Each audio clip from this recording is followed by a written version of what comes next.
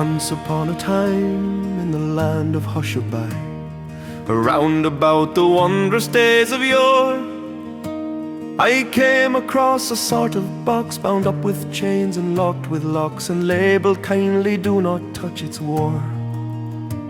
Decree was issued round about, all with a flourish and a shout, and a gaily coloured mascot tripping lightly on before.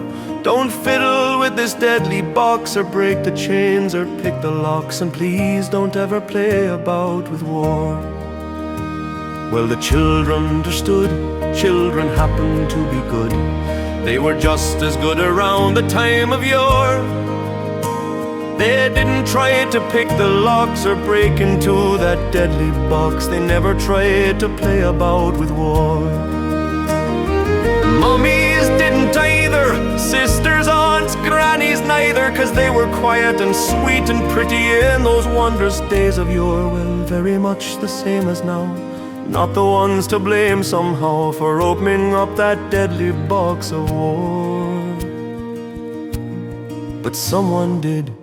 Someone battered in the lid and spilled the insides out across the floor. A sort of bouncy, bumpy ball made up of guns and flags, and all the tears and horror and the death that goes with war. It bounced right out and went bashing all about and bumping into everything and stored. And what was sad and most unfair is that it didn't seem to care who much it bumped, or why, or what, or for. It bumped the children mainly, and I'll tell you this quite plainly: it bumps them every day and more, and leaves them dead and burned and dying. Thousands of them sick and crying, 'cause when it bumps it's really very sore. Now there's a way to stop the ball, it isn't difficult at all.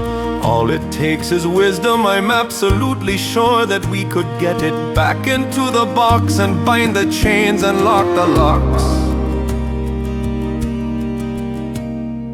No one seems to want to save the children anymore.